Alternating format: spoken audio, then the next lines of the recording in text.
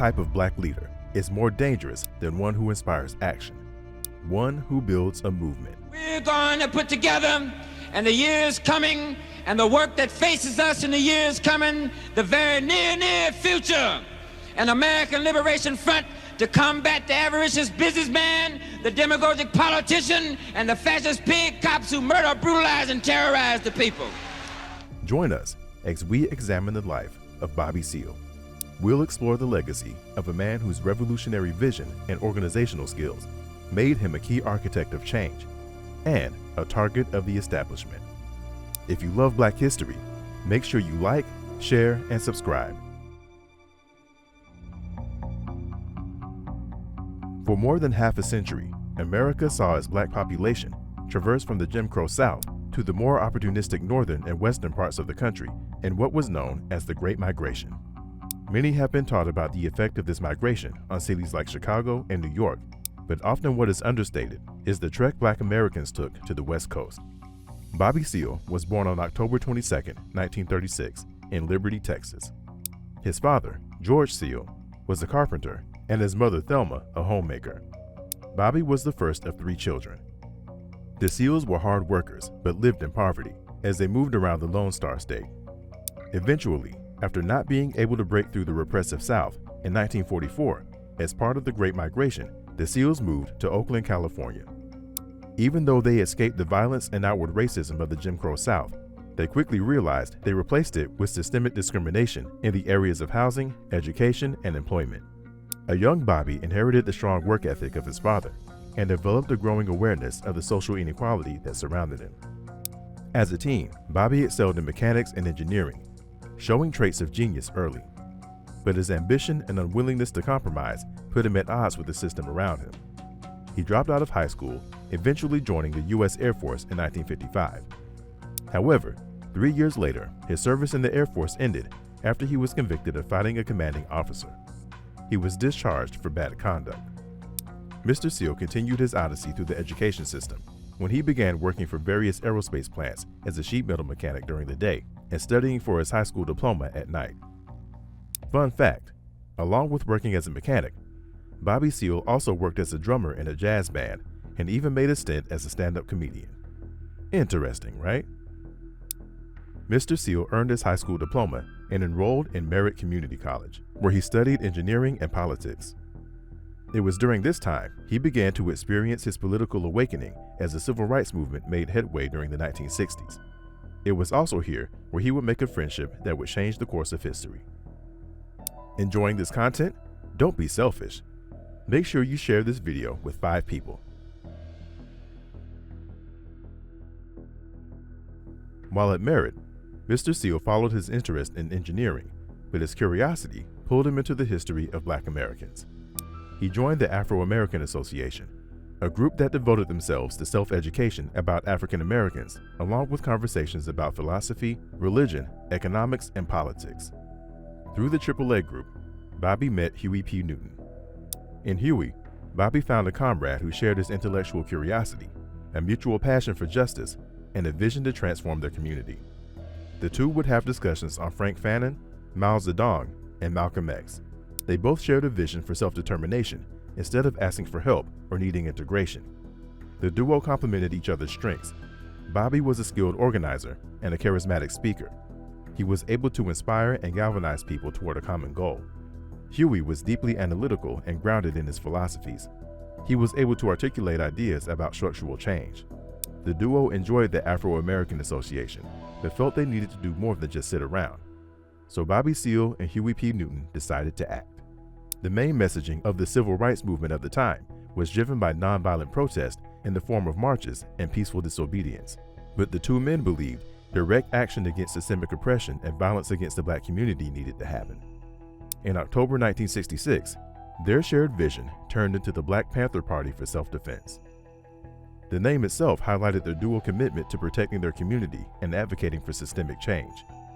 Think of the nature of a panther, a sleek, majestic animal that protects its environment and will attack if provoked. The Black Panther Party for Self-Defense aimed to combat police brutality, systemic racism, and economic inequality, while empowering the Black community through education, health programs, and advocacy. The party adopted a 10-point program that outlined what they were demanding, not asking. 1. We want freedom. 2. We want full employment. 3. We want an end to the robbery by the capitalists of our black community. 4. We want decent housing fit for the shelter of human beings. 5. We want education that teaches us our true history and our role in the present-day society. 6. We want all black men to be exempt from military service. 7. We want an immediate end to police brutality and the murder of black people. 8. We want freedom for all black men held in federal, state, county, and city prisons and jails. 9. We want all black people, when brought to trial, be tried in a court by a jury of their peer group. 10. We want land, bread, housing, education, clothing, justice, and peace. Bobby Seale was named chairman of the party, while Huey was titled Minister of Defense. The Black Panthers' first recruit was Bobby Hutton, who Mr. Seale had met while working at an anti-poverty center. Bobby Hutton, who was only 16 years old when he joined, became treasurer of the party. The Black Panther Party hit a nerve within the black community. Many black Americans saw the Panthers as a beacon of hope and resistance, a symbol of empowerment. The party's emphasis on self-determination and cultural pride resonated deeply, especially among those who saw the civil rights movement as too passive. The Panthers' social programs, like free breakfast for children, free health clinics, and educational enrichment, showed that they were community builders. This inspired others to take care of their own community instead of looking for help elsewhere. The Black Panthers stood tall with their crisp all-black outfits and their afros that touched the sky. They also emphasized self-defense. Many Panthers patrolled their neighborhoods bearing their guns, not to intimidate the locals, but to deter anyone who dared try to attack their communities. The Black Panther Party, led by Bobby Seale and Huey P. Newton, gained international recognition, with groups from around the world expressing solidarity with their cause. You don't fight fire with fire, you fight fire with water. We're not out to kill anybody. We're out to make things better for everybody. Bobby Seale. But as American history has continually shown us, any movement toward black solidarity, especially black self-determination, will be met with intense scrutiny and tactics to disrupt these movements. As the power of the Panthers grew, pride and power within the black community followed. However, that did not sit well with the establishment. The attack started with the mainstream media distorting what the Panthers stood for. The media often portrayed the Black Panther Party as a violent, criminal, and paramilitary group. They would show coverage of the Panthers patrolling the streets with their firearms brandished, leather-cladded with dark shades, but no context. A black man with a gun in broad daylight, talking with knowledge of self and no fear, was one of the most terrifying things you could put on the news or in newspapers. The Black Panthers were considered dangerous and militant by the mainstream media. They were also considered a threat to national security by none other than FBI Director J. Edgar Hoover, who labeled the party as the greatest threat to the internal security of the United States. The government viewed their revolutionary ideology and armed patrols as a direct challenge to state authority. To disrupt their movement, J. Edgar Hoover unleashed a counterintelligence program known as COINTELPRO. This program sought to discredit and dismantle the party by infiltration, surveillance, and misinformation campaigns. Another tactic the FBI would use was weaponizing local law enforcement. This was apparent in 1969 during what was known as the Chicago 8 trial. 1968 saw Bobby Seale help continue to lead the Panther movement across the nation. The BPP was no longer a local chapter. They began to spread across the nation. Chapters began to pop up in cities like New York City and Chicago.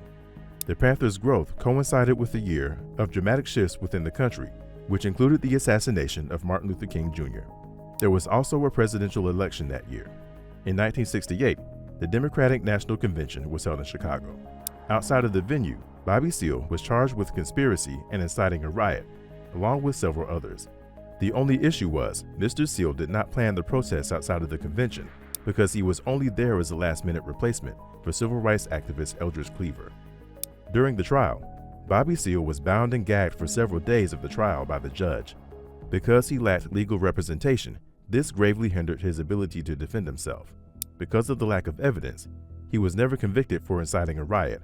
However, on November 5, 1969, Judge Julius Hoffman sentenced Bobby Seale to 4 years in prison for 16 counts of contempt. To be a revolutionary is to be an enemy of the state. To be arrested for this struggle is to be a political prisoner. Bobby Seale. The politically motivated attacks on Mr. Seale continued even as he sat in prison. While serving his 4-year sentence, in 1970, he was tried in connection to a myriad of crimes, including the death of fellow Black Panther Alex Rackney, who was a member of the New York chapter. 19-year-old Alex Rackney was believed to be a police informant, and he was held captive, tortured, then condemned to death. The leader of the plan was another Panther, George W. Sams Jr., who told police that he acted under orders from Bobby Seale.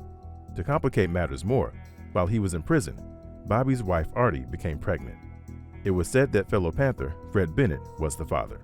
But in 1971, Bennett's body was found at a Panther hideout. Mr. Seale was implicated in the death, police suspecting it was retaliation for the affair. In both cases, Bobby Seale was found not guilty. However, the damage to his reputation and the Black Panther Party was already done. The tactics of COINTELPRO inflicted mortal wounds on the Black Panther Party. When Bobby Seale was released from prison in 1972, the Black Panther Party was coming apart.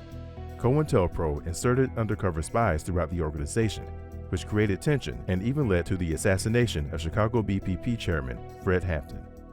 Along with the infighting making national headlines, there were also accusations of domestic violence and fracturing ideologies within the group.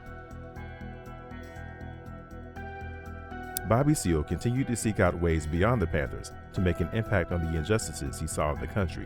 In 1973, he ran for mayor of Oakland, but ultimately lost in a runoff against incumbent mayor John Redding.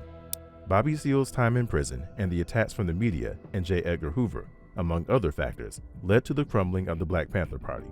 By 1982, the party effectively ended. As far as his relationship with his comrade Huey P. Newton, there were accusations and stories surrounding the two. While their relationship was strong in the early years, it faced challenges as the Black Panther Party grew and encountered internal divisions and external pressures.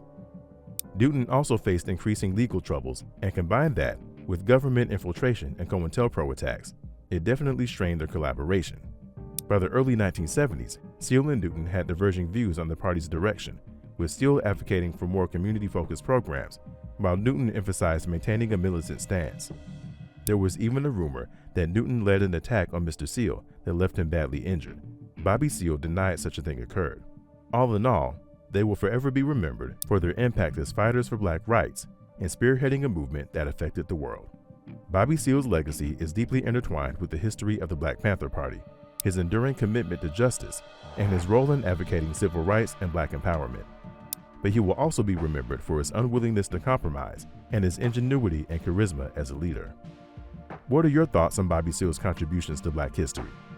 Share your insights in the comments, and don't forget to like, share, and subscribe for more stories of Black leaders who changed the world.